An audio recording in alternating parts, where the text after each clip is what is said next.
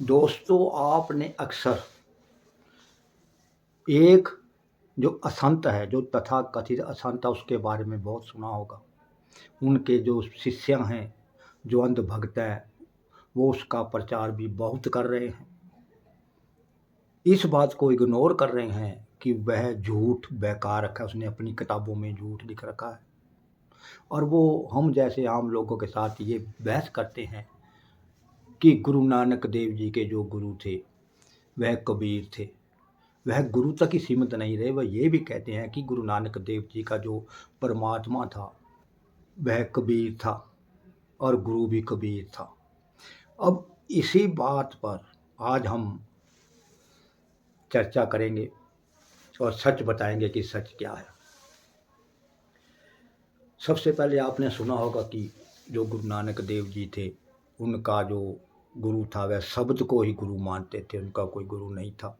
अगर गुरु उनका माना जाएगा तो वह हरदयाल दास पंडित जी माना जाएगा, जिन्होंने उनको फट्टी पर लिखने के लिए कहा कि लिखो ओंकार, तो गुरु नानक देव जी ने लिख दिया एक ओंकार।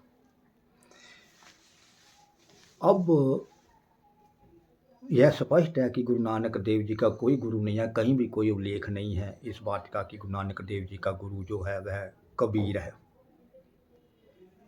और परमात्मा भी कबीर है, ये लोग कहते हैं। आप अगर गुरु नानक देव जी की वाणी की पहली ही पंक्ति पढ़ेंगे गुरु ग्रंथ साहब जी की, उसमें आपको पता चल जाएगा कि परमात्मा कौन थे, कैसे थे, उसके बारे में गुरु नानक देव जी ने बता रखा है, सिर्फ पहली 2 पंक्तियों में ही। गुरु नानक देव जी ने कहा है, वो पंक्ति आपने सुनी होगी, जिसको मूल मंत्र का जाप भी कहते हैं।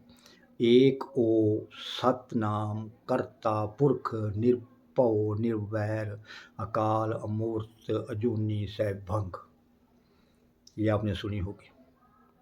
अब इसकी जो डिटेल से व्याख्या है वो मैं आपका इसका मतलब बता देता हूँ। इन शब्दों के अर्थ भी हैं, क्योंकि अर्थ करके उन्होंने मतलब कहा है। इसमें देखिए, जो सत्य है, सत्य का मतलब होता है सर्वव्यापक, हर जगह मौजूद। नाम का मतलब होता है हस्ती, किसी चीज़ का नाम, वह उस नाम से वो चीज़ की हस्ती बनती है। पुरख का मतलब होता है, पुरख का मतलब होता है नगर।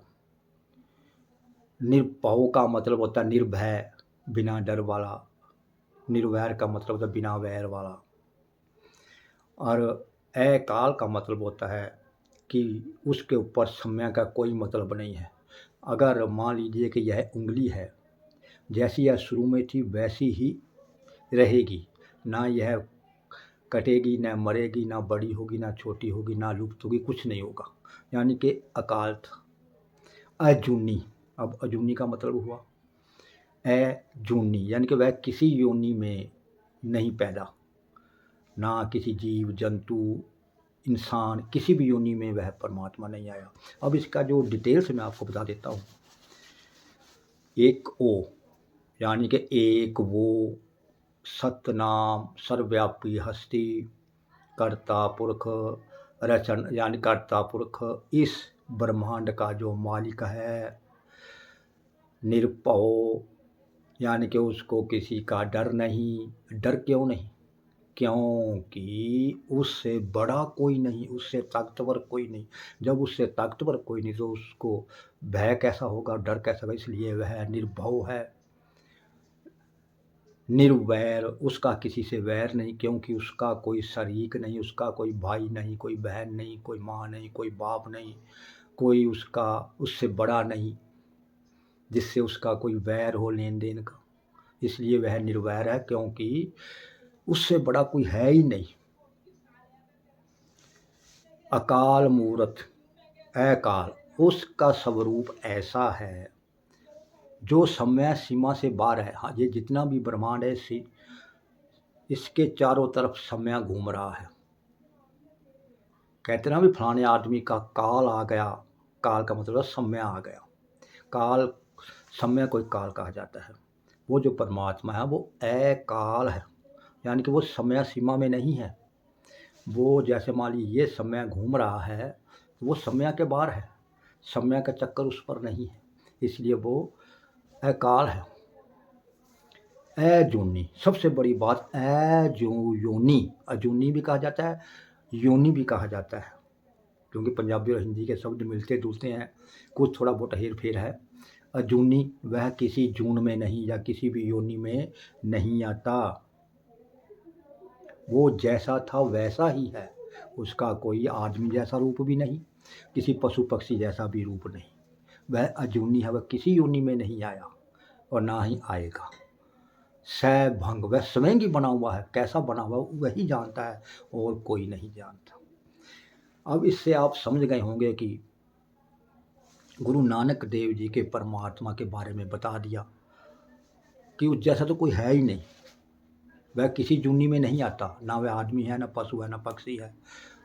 उसको गुरु नानक देव जी ने ईश्वर परमात्मा वाहिगुरु कहा है, जहाँ की ना कि किसी भक्त को, किसी आदमी को। और ये लोग कहते हैं कि कबीर गुरु नानक देव जी का परमात्मा है। अगर कबीर गुरु नानक देव जी का परमात्मा है तो कबीर का परमात्मा कौन हो? क्या ऐसे तो परमात्मा के परमात्मा होते जाएंगे? वो तो एक ही है, सबका मालिक एक। जो सबका मालिक एक है, ना वह मुसलमान है, ना हिंदू है, ना कुछ भी नहीं है वह, क्योंकि जबकि वह इंसानी जन्म में ही नहीं आया, वह जन्म ना लेता है, ना वह अवतार ही लेता है, कुछ नहीं लेता। अवतार तो उसके आत्माएं लेती हैं, जो उसके अंश हैं वो अवतार लेते हैं, लेकिन वो नहीं लेता। अब ये लोग कहते हैं कि कबीर गुरु नानक देव जी का परमात्मा है, तो फिर कबीर ने ये क्यों कहा, कबीर कुकर राम का मोतिया मेरा नाम। भाई कबीर तो राम का कुत्ता है, उसके गले में राम की माला, राम नाम की माला पड़ी हुई है, जिस तरफ वह खींचता उस तरफ मैं चला जाता, तो कौन खींचता? राम। कबीर तो सारी उम्र भक्ति करता रहा, राम राम करता रहा। और ये लोग कहते हैं कबीर सृष्टि रचयिता है, कबीर ने सृष्टि रची थी। जिन लोगों को अभी भी समझ ना आई हो, मैं कल को एक वीडियो और बनाऊंगा बिल्कुल डिटेल में, फुर्सत में, क्योंकि इस टाइम लाइट नहीं है, बनानी वीडियो बहुत मुश्किल है, वाईफाई नहीं है। वैसे बहुत से लोग तो इस बात को समझ गए होंगे। अगर जिसको गुरु नानक देव जी के परमात्मा के बारे में जानना है, वह गुरु ग्रंथ साहब जी की पहली ही पंक्ति को पढ़ ले और उसको समझ ले, तो समझ लीजिए उसने गुरु नानक देव जी के परमात्मा को समझ लिया।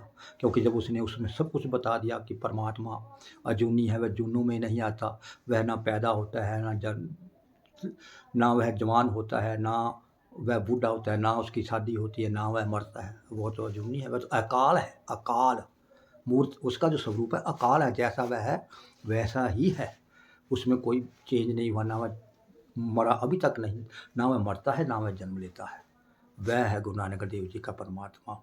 इसलिए हमने पखंडी गुरु को एक्सपोज कर दिया है।